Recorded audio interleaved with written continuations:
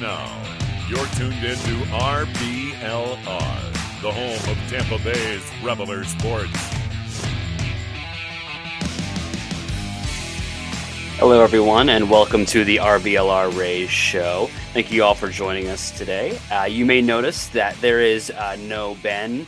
We have him on the IL today, so it'll be just me today giving you a little bit of your RBLR Rays goodness.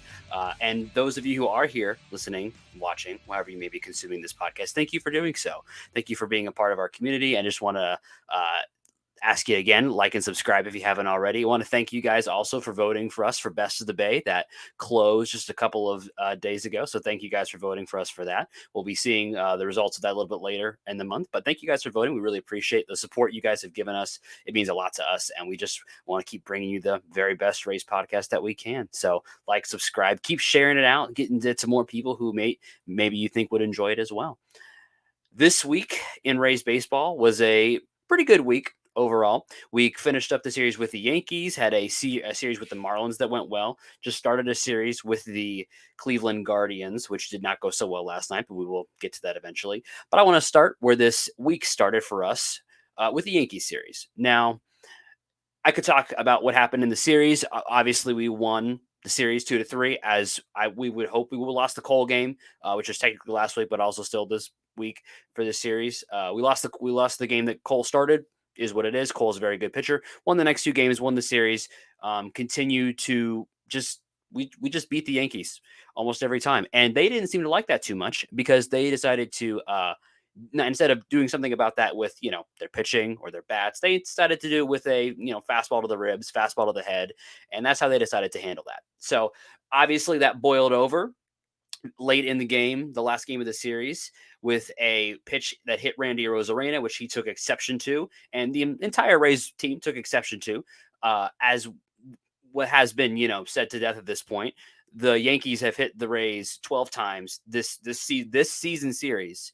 12 times to the Rays hitting them twice. Now, if you go over and hear the Yankee side of it, they'll say, well, we've got these young guys, or these, trip quad A guys are coming up, and they're a little bit wild, and they're gonna defend their guys. But in reality, you see a bad team, frustrated that they're a bad team, and it got a little out of hand. And the Rays finally got tired of it, as they should. They stood up for themselves, and they went out, had that conversation with one another, got into a little bit. Thankfully, nobody did anything stupid, because we have bigger things to worry about.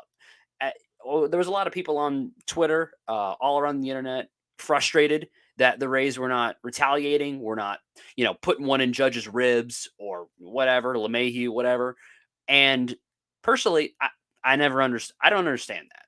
I don't understand retaliation in the form of hitting the other team. And the reason why for that is because at the end of the day, if you throw a fastball and hit that guy in the ribs, what's the end result? Best case scenario, he gets to go to first for free. Or even if he gets taken out of the game, probably someone faster than him gets to go to first for 3. And then they can do exactly what Randy did to them and steal second and third, be in scoring position, score a run. Doesn't benefit the Rays. So what do you do to retaliate? Well, you win.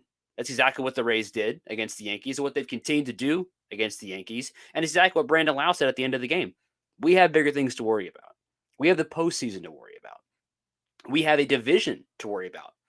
The Yankees, all they have to worry about is maybe their prospects can come up and do a little something. That's all they're worried about. They have nothing going on for the rest of the season. And they may not have anything going on in the future, the way their organization is constructed. The Rays are built for the playoffs. They are built to continue to contend. That's what they've been doing. And at the end of the day, while we don't like being hit, we don't like being disrespected that way, which definitely feels disrespectful, the way the Yankees have continued to do it. At the end of the day, the best revenge is winning. And that's what the Rays have done this season. That's what they're going to continue to do. They're not going to get involved in nonsense. They're not going to get involved in petty throwing back at one another. They're going to win games. That's the best revenge. And now you look at the Rays, they're continuing to fight, and they're still only a game and a half back of Baltimore. They don't have the luxury of having Jason Adam go out there and put one in Judge's back, and then he's gone for 2 games. You may need him. You don't have games you can just sacrifice on the altar of revenge. You need to win games right now. And that's what the Rays are focused on. Brandon Lau said it best. They don't. We have more important things to worry about. We're not really concerned about them. We're concerned about winning. And I'm really proud of the Rays for doing that, because it would be easy to let emotions overwhelm them. It'd be easy to just kind of give into that and throw one, or say, "Oh, I let one slip," and really you're just trying to put one in his back. But they didn't do that. They were mature. They did things the right way. And I give a lot of credit to the veterans on that team. I give a lot of credit to Kevin Cash, who, by the way, if he's not winning Manager of the Year, I don't know what the award's for. After all the adversity that this team has been through and the continued leadership that he shows for this team, he needs to be getting another Manager of the Year trophy to put up on his desk, hopefully to be, joined by a World Series trophy very soon. And that's, at the end of the day, that's what the Rays are going for. And further on that quest for that, we had the Marlins series, where you're playing a team you should beat. The Marlins have been making a little bit of a playoff push kind of later in the season. They've been kind of trying to push towards some wins, try to maybe make some noise towards the postseason. They're not a very good team at the end of the day, and the Rays did what they should do. When you play a team that is inferior to you, you beat them. And they blew him out in the first game. Second game was a little more interesting. Luzardo had a really nice game. Eflin had a really nice game. Pitching duel. I love a pitching duel personally. I get into it, even though it can be a little stressful because you're waiting for the shoe to drop there. But at the end of the day, we go into extra innings, and when we get to extra innings, we come up against something that is very interesting about the Rays, and it's actually a question that we got on Twitter, and I'm going to address it here. Drummer Sorta, why does Dog Pancake dislike bunting? One of my other hosts here dislike bunting. I can't speak for him, but I can tell you that the Rays dislike bunting because they just don't do it. If you've been watching Rays baseball all year long, small ball is not something the Rays really engage in. They're not really bunting to get a guy over to third. You will occasionally see a guy like Brujan. Rayleigh's done it once or twice. Margot will do it occasionally. They'll try to put down a bunt for a base hit to start off an inning, or to just get on base. But this is a team that's not really engaging in small ball. They're not really engaging in bunting guys over, and that can be frustrating at times. We saw it in the postseason last year against Cleveland, who we'll talk about later. That's in that entire extra inning game. They were not really doing that. They weren't bunting a guy over just to get him home. And the reason for that is, at the end of the day, the Rays have a very consistent approach to the way they play baseball. And a lot of teams talk about situational baseball. And I believe situational baseball, to a point, is valuable and is something that, does need to be taken into account. However, the Rays feel very strongly about their organizational philosophy, which is stand in the box. If it's a strike, swing hard. If it's not, take your walk. That's the organizational philosophy. They're not, they're not up here saying, let's just bunt one over to get a guy on base, or, just put the ball in play and, we'll see what happens. They're a team that says swing the bat hard, hit the ball hard. We'll see what happens. Because when you look at every statistic out there, hard hit balls have a better chance of giving you a good outcome. And that extends into the later innings. And so the reason why the Rays don't like bunting is because the best case scenario in a bunt is you bunt, you get to first, and the guy gets to move to third. The worst case scenario is about 7 different things can go wrong. First of all, you can fail the bunt, which you could do if you swung anyway, and you only really get 2 shots to bunt, because if you bunt on the third strike and you foul it off, you're out. So why would you waste a swing, quote unquote, with a bunt when you could swing the bat, and even if you do foul it off, you actually get another chance? So it's just not a very high. It's a very high risk, relatively low reward. Because again, the best case scenario is first and third, which you would get if you just poked a single through. He swung hard and got one on the ground through. And the upside of swinging hard is any number of things. You could, have a deep fly out, which, that gets the runner over to third already. You could have a double, which scores a run. You could have a single, which is going to score a run. A bunt's not scoring a run. Best case scenario, you're moving the guy over to third. So why not swing the bat hard, hit the ball hard, and potentially put yourself in a position to score, as opposed to bunting it? And then, of course, again, worst case scenario, you strike out, or you bunt and you get thrown out at first, and maybe the guy advances, or maybe he doesn't, depending on where it's bunted. If you bunt wrong and the catcher gets a hold of it, well, then he can just freeze the runner at second, throw you out at first, then you wasted an out. And again, all those things could happen as well. When you're swinging the bat, for sure, all those things could happen. But when you're up there trying to swing hard, the chances of you resulting in one of those bad outcomes is lessened. Obviously, you're still at risk of striking out. You're still at risk of grounding out. But the bunt gives you less opportunity for maximum success. Maximum success would be a home run or a double or something that's going to score a run. A bunt, the maximum success is just so much less. And you would say that the success rate is higher for a bunt, but bunting is hard. Like, I'm sorry, especially when you're in the late innings and guys are throwing 100 miles an hour or throwing a crazy breaking ball, bunting successfully is difficult. It just is. So it's really not as sure a thing as it. People just say put down a bunt. Have you tried to put down a bunt against an Aroldis Chapman fastball or a Felix Bautista fastball or whatever nasty breaking pitch is being cooked up by some reliever in another organization? You try to put that a bunt against those pitches.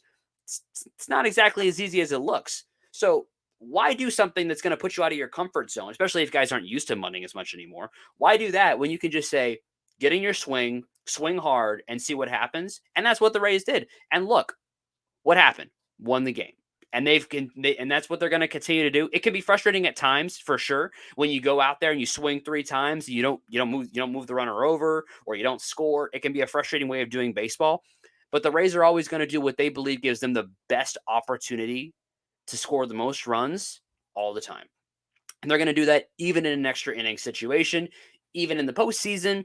We may not like it, but it's the way the Rays are going to do their business. And at the end of the day, they're winning games. And they're winning games at a very high clip. And they're winning games to the point where they could be a number 1 seed. And they're definitely going to be in the postseason. So whether or not we love it as fans, they're clearly confident in the way that they're doing things. And if you want to be confident in the way that you are doing things, one way you can make yourself more confident is by wearing some RBLR gear, which you can find at shoprblrsports.com. Promo code FLAPPY will get you 10% off of all the amazing shirts and designs we got up there. I'm sure we'll have some fun stuff coming for the postseason. If you want to be more confident, if you want to be decked out for when we do make that postseason run, just head to shop.rblrsports.com. Promo code FLAPPY, 10% off. Snag yourself something awesome to wear so you can feel more confident today. So after the Miami series gets concluded, now we're on to the Cleveland series. But before we get to the Cleveland series, something else happens, and that is September call-ups. And there's a lot of discussion around who was going to get called up, even though it was pretty much telegraphed from the beginning what the Rays were going to do, bringing up Kevin Kelly and Taylor Walls, both back off the IL to come back onto the roster. No surprise there for anyone who's been paying attention. But there's been a lot of discourse around Taylor Walls, especially because of situation we all understand that our starting shortstop is not available at this time. And so we are now looking at Vidal Brujan and Aslavis Basabe, who has been killing it. No other way around it. Basabe has been doing a fantastic job these last couple of weeks filling in for a guy that was the starting shortstop for a long time. And so he's been put in a very difficult position, and he's performing well. We talked about it last week on the podcast. I talked at length about how good he's been. So then the question comes when Taylor Walls returns, what do you do? Do you go with the hot hand, or do you bring up Taylor Walls and let him take a starting shortstop job? And Kevin Cash answered that question for us in a press conference yesterday, saying that Walls will essentially be the starting shortstop, everyday shortstop. Basabe will take some duties here and there as fill-in. He'll take some games at second base, some games at third base, and occasionally shortstop when they want to move things around. But Walls is the starting shortstop, and that drew a lot of criticism online. Understandably, sort of, because obviously you see what Basabe has been doing. And it leads you to think, well, wait, we can't move on from him because he's been doing so well. We have to stay with the hot hand. How could you do this, Kevin Cash? You don't know what you're doing. And the answer to that is consistency. And the answer to that is longevity, and it's track record. Basabe has been up in the major leagues for only about 3 weeks. Walls has been playing for parts of 2 seasons now. They know what they're getting from Taylor Walls, and they know what they're getting defensively from Taylor Walls. There was a play last night that Basabe made, really, really impressive play, going to his left, making a spinning throw to get a guy by a couple seconds at first. Everybody's applauding. It was a fantastic play. Taylor Walls is going to make that play in his sleep. He has, and he will continue to make those plays in his sleep. His level of defensive excellence is really unmatched at the shortstop position in the majors right now. He's just excellent, and he plays second base and third base with the same level of defensive effectiveness. And the funny thing about that is another question that we got on Twitter from Carter Forbes 11, asking why his defense doesn't translate to advanced statistics. And the answer to that question is I don't actually know the answer. I suspect it may have something to do with the fact that he plays multiple positions. Occasionally, if you take a look at some other high utility guys, the way analytics grade out their statistics varies greatly season to season. I'll give you an example. I was looking at Ben Zobra's statistics, and it was kind of odd how you would have some seasons graded really, really highly on his defensive abilities, and then some seasons were graded really, really low. When if you were to watch those games, you would have said he's the same defensive skilled player the whole time, but yet he had there was a little bit of flux on the defensive statistics on how good he actually was according to those advanced analytics.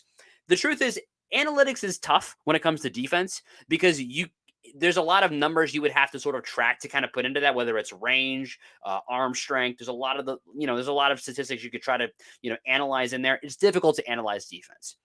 Personally, when it comes to defense and I'm grading out defense, it's the eye test. I'm an eye test guy.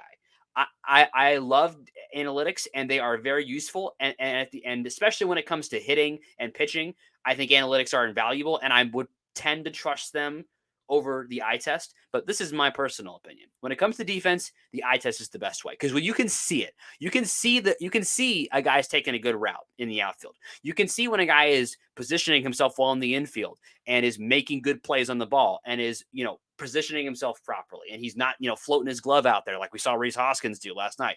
We see how that turned out. You can see when a guy is playing defense the right way and putting himself in a position to succeed on a defensive standpoint. And that's something Taylor Walls does very consistently. Basabe, he's been up for a couple of weeks now. He's been very good. I've been very impressed. I gotta say, when he came up, there were some people that were a little bit concerned about his defense every day. He's been very good. He's obviously makes some mistakes. You're gonna make mistakes. Burhan's the same way. They're both gonna make some mistakes at defense. What you get with Taylor Walls is less of those mistakes. In a tight race, where you need to conserve your pitching staff, you need to conserve the runs that you allow so that you maximize your offense. Those runs are valuable because every time that you have an error and the pitcher is forced to stand out there and spend more bullets, if it's Tyler has to throw 3 more fastballs or Eflin has to throw 4 more fastballs or whoever or a late game reliever like Adam or Fairbanks or Armstrong has to waste some bullets because of an error. Those are bullets that you no longer have access to when it comes to the postseason. Those are bullets that have been spent. You can't get them back. All pitchers' arms, kind of have a limit on them. You've seen that throughout baseball history that, guys that are overused throughout the season tend to then have a negative impact when it comes to the postseason. The Rays are trying to maximize what they have because they're aware that they're down. We're missing guys. We're missing pitchers. We're missing infielders, are missing out. We're missing guys. So at the end of the day, we have to maximize what we have. And defensive efficiency is an excellent way to maximize that because it prevents you from overusing your bullpen, your starters, and relying too much on your offense and putting too much pressure on your offense. Now you may say putting too much pressure on your offense, I mean, you'd want them to perform. That doesn't seem like that should be something I'm worrying about with defense. But the month of July, I think, if you've been paying attention, is a great example of when you put too much pressure on your offense, bad things happen. The month of July, as you look back on it, it is and this is analytics aren't going to tell you this, but the eye test will tell you every single person in that lineup was pressing the entire month of July. It was kind of hard to watch at points. It was very, very clear. Everyone in that lineup, every time they came up to bat, thought that they had to be the hero. And when everybody comes up to bat and thinks that they have to be the hero, nobody will be. You'll continue to kind of spin your wheels. You'll take bad swings. You won't take your walks when you should. You'll put yourself in bad counts consistently, and then you're not going to score runs. What we've gotten back to end of July, beginning of August, and as we move now into September, we've gotten back to the way we do things, which is I'm going to swing hard. I'm going to trust what I do well and pass the baton to the next guy. And when you play that kind of baseball, you win games. And that's what the Rays are going to continue to do. But one of the things that helps with that mindset is continuing to not put pressure on yourself to perform offensively by not allowing runs. The Rays pitching does a very good job of that. But there are a lot of Rays pitchers who will pitch to contact occasionally. And when that happens, you need to be confident in your defense behind you to perform. Now, Basabe has shown that he can perform well. And so that's great. However, we want to go with the sure thing. Taylor Walls at shortstop is a sure thing. Their offensive statistics, there's very little difference between them. If you look all the way through their minor league, I took a look at them today. Their minor league and their numbers all the way through AAA almost identical. They're sitting in the 120 to 130 WRC plus for their minor league careers. When they get to the majors, they're sitting around a 85 to 90-ish. They're actually, for this year, Taylor Walls has a 94 WRC plus. Basabe has a 98 in a very small sample size. So they're identical.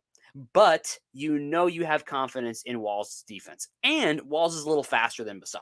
So you have a little bit more versatility from a stolen base perspective that also leads into his defense. He has a little bit more range. That twisting, spinning, amazing play that Basabe makes, Walls gets that a little bit quicker, and he's still going to make that play, but maybe he doesn't have to put so much, there's not so many variables in that play that could potentially go wrong. Walls is the better player right now. Could Basabe be the better player eventually? Maybe. And if Basabe is the better player, he'll get a chance to prove it over the coming months. But right now, we're going to go with the proven entity, and I respect it. At the end of the day, I'm not going to argue too much with what Kevin Cash does, because he's given me that proof that he's going to do what's best for the team.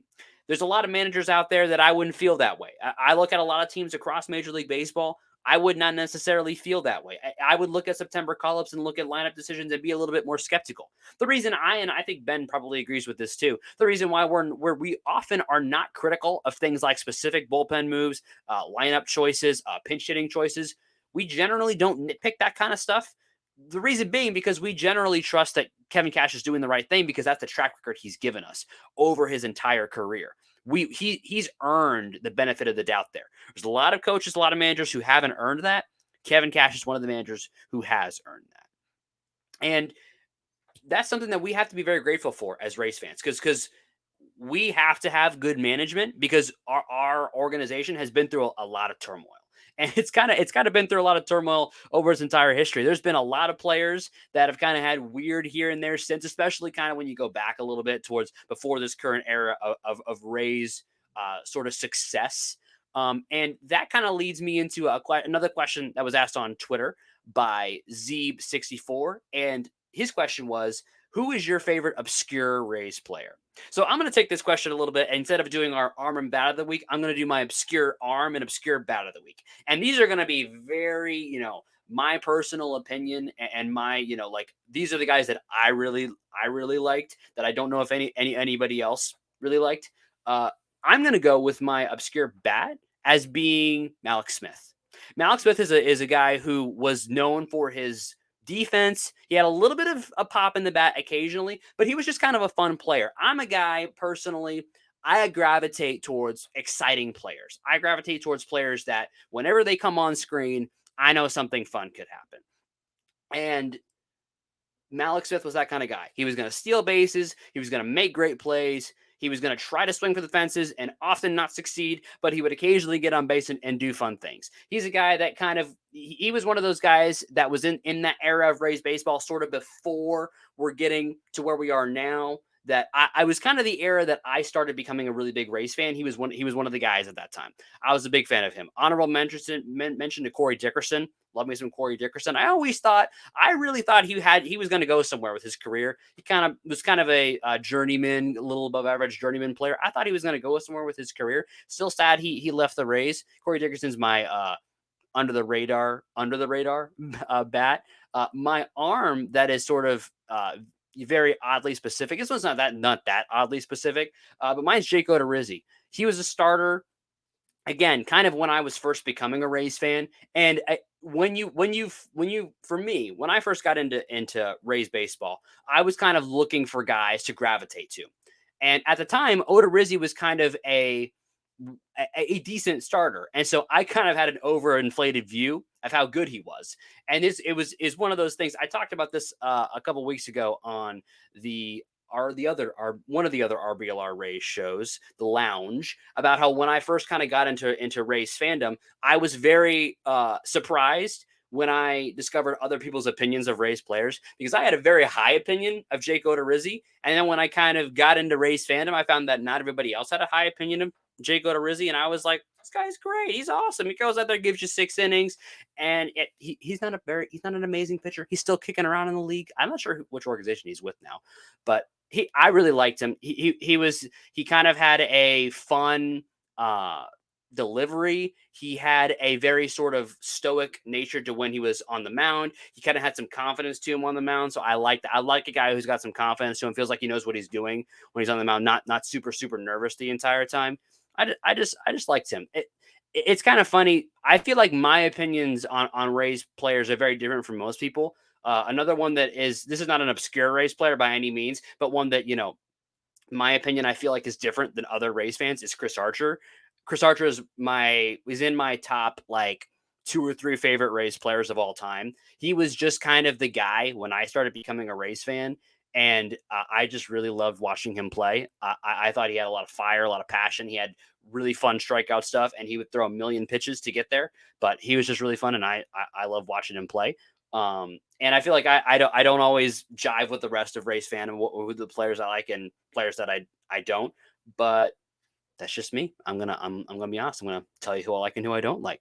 So coming to the end of the week now, coming to the game we've most recently seen, was the beginning of the Guardian series. Now the Guardians seem to be I don't want to say a rival, but it's kind of a weird. We always seem to be on a weird collision course with the Guardians. We seem to be dealing with them more than I would like, because the Guardians get on my nerves. Because what the Guardians do is kind of the opposite of what the Rays do. They want to put the ball in play. They want to kill you with 1,000 paper cuts.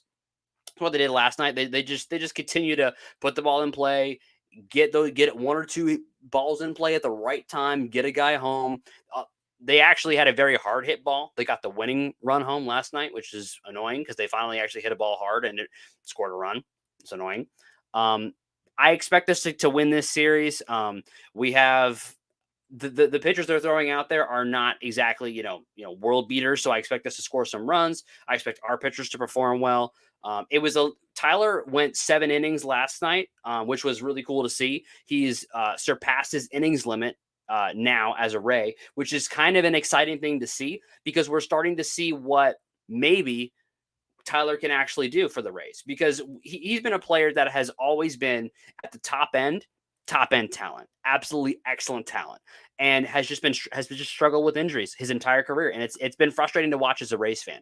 And now we're getting him, knock on wood, as fully healthy and performing at his height. And it's just really fun to watch as a Rays fan, seeing this guy who we've sort of wanted to see him perform, wanted to see him be there, finally be there. It's just been really exciting. Obviously, he didn't get the win last night, would have liked to. But at the end of the day, I have every confidence that he's going to continue to be an excellent piece for the Rays. At the end of the day, if you only allow 3 runs, you want to win those games. You couldn't pull it out. We had some opportunities. I feel like we'll take advantage of those opportunities coming up in these last 2 games of the series. I feel like we'll pull it out. And then we kind of get towards a very exciting part of the season.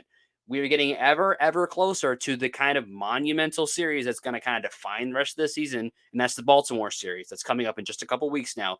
I feel like I'm just kind of waiting for that series to happen. It's exciting because we're still a game and a half back. We're going to continue to be right around a game and a half back as we go into that series.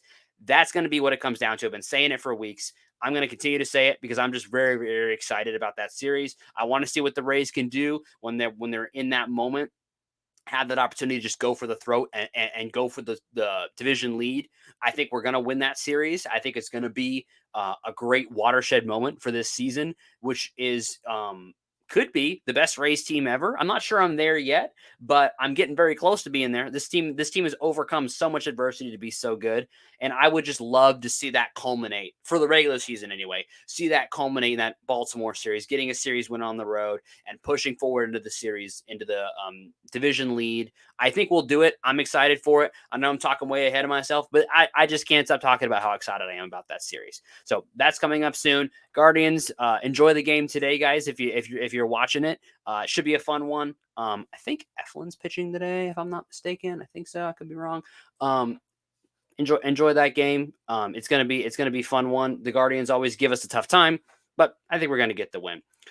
I just want to say thank you again, guys, for coming and watching and enjoying this podcast. It really means a lot to me. You guys continue to come and support us.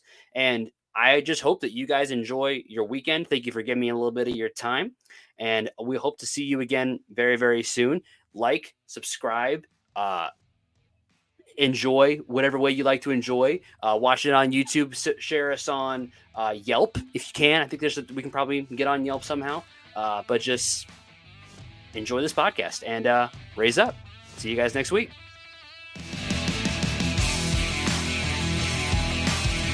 Thank you for tuning into this presentation by RBLR Sports. On your way out of the stadium, please remember to like and subscribe.